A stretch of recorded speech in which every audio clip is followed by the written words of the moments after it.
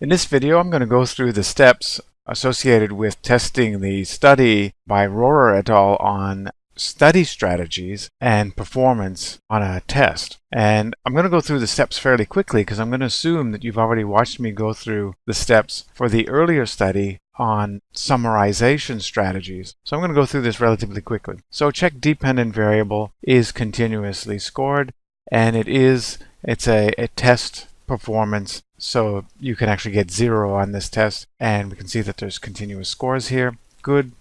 Check number of groups.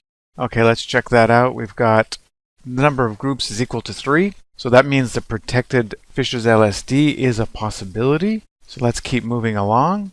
Check for normality outliers. Okay, let's go into the explore utility to do that.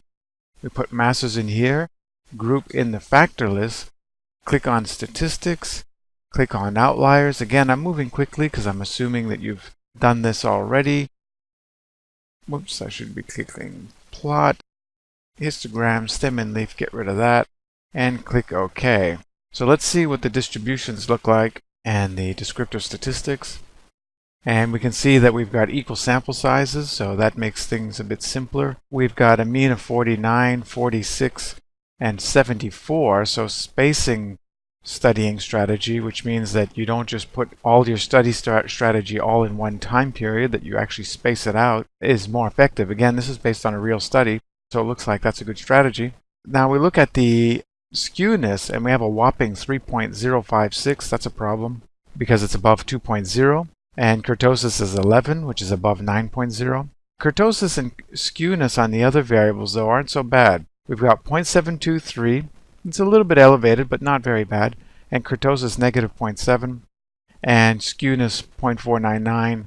And kurtosis for the spacers negative 0.56.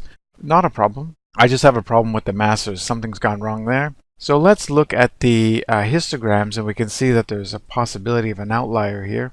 And this distribution for the light masses looks about right, and spaces. It looks like it's not perfectly normally distributed by any means, but this one here is a problem because it looks like there's an outlier. And sure enough, when I look at the box and whisker plots produced by SPSS with the outliers, I can see an outlying observation with an asterisk, and it's case 11, who has a whopping value of, let's check it out, case 11 has a whopping value of 215 on this test.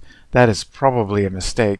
In fact, to be honest, these data are supposed to be based on 0 to 100%, and it's impossible to score 215 out of a test of 100. And this is not really, is this a mistake by me by simulating the data?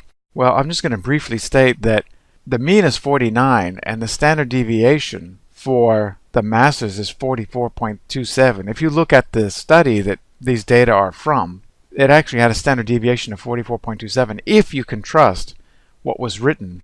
And I actually think it's true because the F value that I get when I analyze these data is the F value that was reported in the study. And so these standard deviations are so huge. When the standard deviation is about the same size as the mean, there's something wrong here. There's something probably went wrong. And in this case here, I just have no idea what happened. I don't know if there were outliers in the data because it wasn't actually reported in the Rohrer et al. Study on masses, light masses, and spacers. Something went wrong. I can't say it for certain, but I do feel like something went wrong. So let's just treat this as an exercise, and we'll treat the data as they are. The main thing we have to deal with is the fact that we have an outlier here, and we need to Winsorize that outlier. So the way we do that, as I showed you in the textbook, is we need to reduce this outlying observation to the next closest value.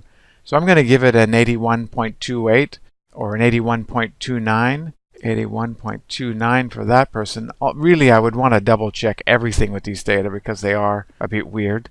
But for the purposes of this exercise, I'm just going to Winsorize. I'm just going to give it a little bit slightly larger value than the next largest value that I don't think is an outlier. And when I redo the analysis with this Winsorized dependent variable now, I shouldn't see any outlying observations. So here are the box and whisker plots, and there are no more outliers. And skewness has now dropped to 0.658. So the skewness is now appropriate to carry out with the analysis.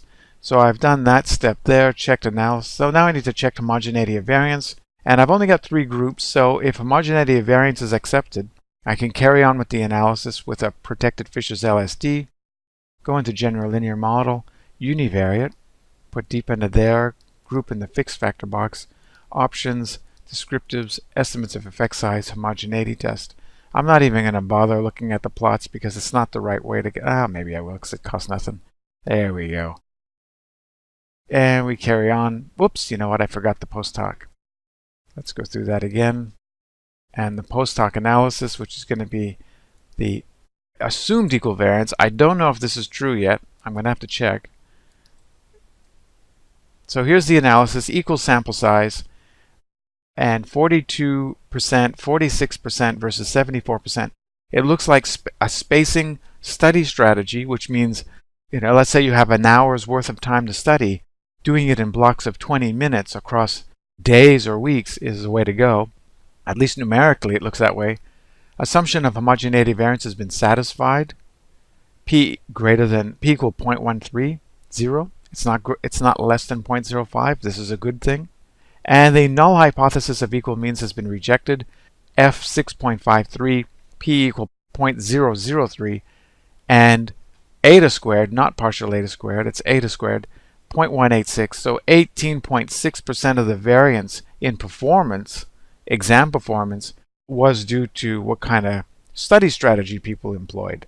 And it looks like spacers are doing a lot better. So let's look at the multiple comparisons. So massers and light massers, a numerical mean difference of negative 3.272, and the p-value is 0.699. It's not statistically significant. But massers versus spacers is statistically significant, p equal 0.002. And light massers versus spacers is statistically significant, p equal 0.005. So those are the 3 pairwise comparisons that are possible here. And you can see, based on this inappropriate graph, that the spacers are outperforming the light massers and the massers. But there was no difference found between these 2 groups.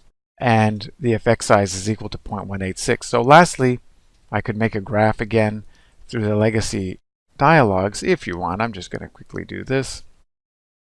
And we've got the massers in there, put the groups in here, and here is the bar chart that's more appropriate. Of course, it would require work to make this publication quality, but that is the answer to the Rohrer et al. Study on massers and spacers. And I do feel a bit uncomfortable with the standard deviations reported in that study. I don't know what's going on. Maybe the distribution was bimodal. I don't know. But for the purpose of this exercise, this is how I would treat these data.